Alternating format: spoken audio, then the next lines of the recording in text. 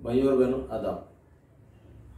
आज यीशु मसीह की सालगिरह पूरी दुनिया मना रही है और यीशु मसीह के ऊपर जो किताब ईश्वर ने उतारी है यानी बाइबल, इंजील इसको कहते हैं। ये मेरे हाथ में इंजील है यानी बाइबल है, न्यू टेस्टामेंट जिसको कहा जाता है।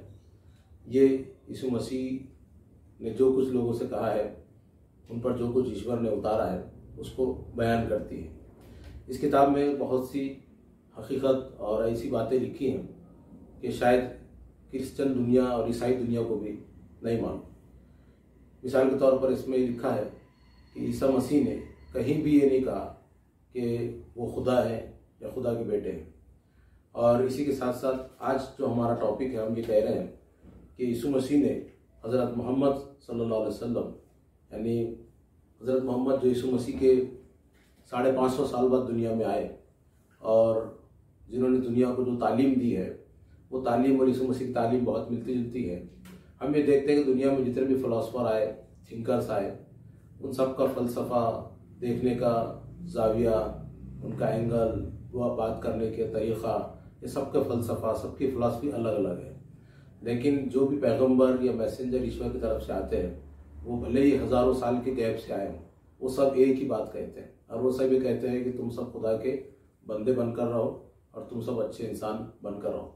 यीशु मसीह ने अपने बाद आने वाले Mohammed, Hazrat Mohammed peace be upon him की आकाशवाणी की है और वो आकाशवाणी बहुत ही साफ अल्फाज में इंजील में दर्ज है। हमारे सामने जो बाइबल है, बाइबल में 4 इंजील हम जानते हैं और उसमें से मैं बस चंद 2 या 3 आयतों का हवाला देकर आपको बताना चाहता हूँ कि उसमें यीशु मसीह ने अपने बाद हज़रत मोहम्मद की आकाशवाणी की है। यानी यीशु मसीह तक जो लोग पहुँच चुके हैं, जो लोग यीशु मसीह पर ईमान रखते हैं, श्रद्धा और निष्ठा रखते हैं और यीशु मसीह को आखिरी मंजिल समझ रहे हैं, उनको जानना चाहिए कि खुद यीशु मसीह ने एक रास्ता बताया है और कहा है कि अभी मैं आखिरी मंजिल नहीं हूँ, हज़रत मोहम्मद है जो मेरे बाद आने वाले हैं, आखिरी मंजिल वो है, उनके पास जाना है। तो जो शख्स यीशु मसीह पर ईमान रखता हो, यीशु मसीह पर सच्चा अकीदा रखता हो, उन पर सच्ची निष्ठा रखता हो, वो ये नहीं हो सकता कि यीशु मसीह की इन बातों का इनकार कर दे और वो हज़रत मोहम्मद तक ना पहुँचे।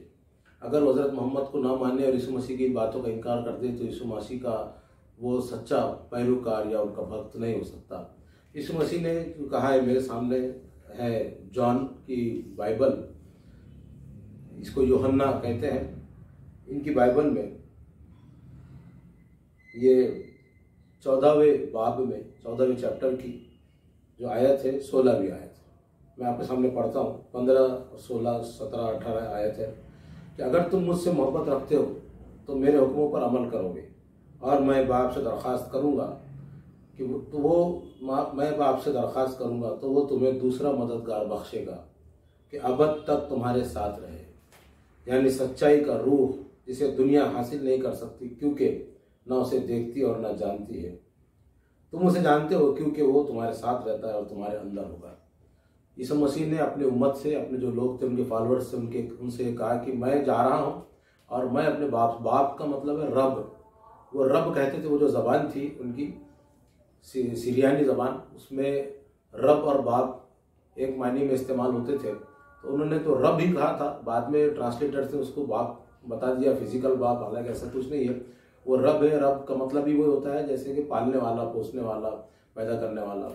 तो उन्होंने कहा कि मैं रब से ये आग्रह करूँगा, उससे विनती करूँगा कि दूसरा मददगार तुम्हारे पास भेजे और ये जो मददगार था वो तुम्हारे साथ आएगा और वो हमेशा तुम्हारे साथ रहेगा। क्योंकि यीशु मसीह तो चले गए, वो हमेशा हमारे साथ नहीं है। लेकिन जब मोहम्मद आए तो मोहम्मद ने जो कुरान लाए और कुरान और मोहम्मद ये अब क़यामत तक पूरी दुनिया के साथ रहने वाले हैं। और मोहम्मद की बहुत सी विशेषताओं में से एक विशेषता नासिर है। नासिर का मतलब है मदद करने वाला। तो ये आकाशवाणी पूरी सही बैठती है हज़रत मोहम्मद पर। इसी के साथ फिर उन्होंने कहा, इसी यूहन्ना के 14वें चैप्टर की आयत नंबर 26 में वो कहते हैं कि लेकिन मददगार यानी रूहुल कुदुस यानी होली स्पिरिट, जिसे बाप यानी रब मेरे नाम से भेजेगा, वही तुम्हें सब बातें सिखाएगा और जो कुछ मैंने तुमसे कहा है वो सब तुम्हें याद दिलाएगा। ये बात भी उन्होंने कही। और आप देखिए, जो हज़रत मोहम्मद जो किताब लेकर आया कुरान, उसके अंदर चैप्टर नंबर 2 सूरह बकरा में आयत नंबर 129, 151, चैप्टर नंबर 3 सूरह आल इमरान में, और उसके बाद चैप्टर नंबर 62 सूरह जुमा की आयत नंबर 2 में ये बात लिखी हुई है कि हज़रत मोहम्मद लोगों को तालीम देंगे, वो बातें सिखाएंगे जो लोगों को नहीं मालूम होगी। यानी अल्लाह की तरफ से, ईश्वर की तरफ से जो बातें आएंगी वो बातें वो लोगों को सिखाएंगे। बिल्कुल वही बात है जो यीशु मसीह ने प्रेषित मोहम्मद के आने के 550 साल पहले कही है। तो हज़रत मोहम्मद के बारे में जो बातें यीशु मसीह ने कही वो पूरी पूरी सच साबित हुई, और वो बिल्कुल सच है, सत्य है, क्योंकि खुद यीशु मसीह ईश्वर के बड़े पैगंबर हैं। फिर आगे वो ये कहते हैं, ये आमाल नाम की किताब है और इसके अंदर चैप्टर नंबर 4 की 23 नंबर की आयत है। वो कहते हैं कि चुनांचा मूसा ने कहा, हजरत मूसा के बारे में कह रहे हैं, मोसेस के बारे में, कि खुदा तुम्हारे भाइयों में से तुम्हारे लिए मुझसा एक नबी पैदा करेगा, जो कुछ वो तुमसे कहे उसकी सुनना, और यूं होगा कि जो शख्स उस नबी की ना सुनेगा वो उम्मत में से नीज तो नाबूद कर दिया जाएगा। ये बात उन्होंने कही है। हजरत मूसा ने कहा है कि मेरे बाद वो नबी होगा जो मुझ जैसा होगा।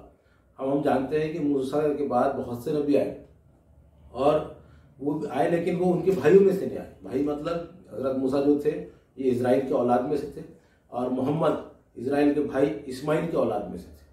तो ये इस्माइल के औलाद में से सिर्फ हजरत मोहम्मद पैगंबर बने। तो हजरत मूसा ने इनके बारे में कहा कि वो तुम्हारे भाइयों में से आएगा और वो मेरे जैसा होगा। हम जानते हैं कि यीशु मसीह हजरत मूसा के जैसे नहीं थे।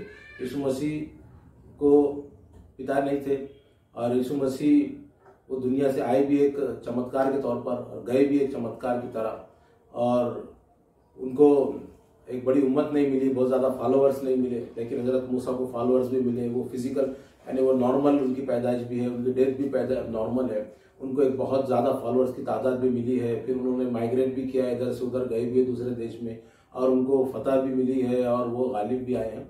लेकिन हजरत मोहम्मद के अलावा किसी और के अंदर ये चीज़ नहीं मिलती, यानी मूसा के जैसे सिर्फ हजरत मोहम्मद है। तो हजरत मूसा यहाँ कह रहे हैं कि मेरे जैसा होगा और तुम उसकी ज़रूर सुनना।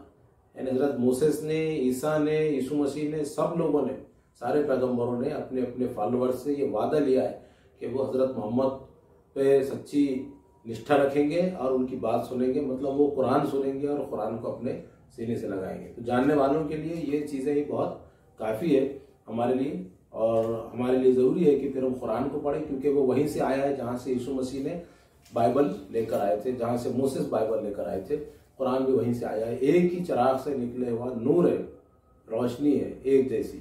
तो जब तक हम कुरान को नहीं पढ़ेंगे, इनके बारे में सही बात हम तक नहीं पहुँचेगी, क्योंकि यीशु मसीह की बात सैकड़ों साल बाद बाइबल लिखी गई। बहुत सी चीज़ें लोगों ने अपने हाथों से उसमें बदल भी कर दी है, तब्दील कर दी है, और ख़ुद यीशु मसीह को ही खुदा बना डाला है, जिसके कोई बेस नहीं है इंजील के अंदर। तो यीशु मसीह क्या थे, मरियम क्या थी, मूसा क्या थे, इन सब के बारे में बड़े विस्तार से कुरान ने बयान किया है। आप कुरान की तरफ रुजू कीजिए और कुरान पढ़िए। हम भी आने वाले वक्तों में इसके बारे में आपको बताएंगे। Good bye.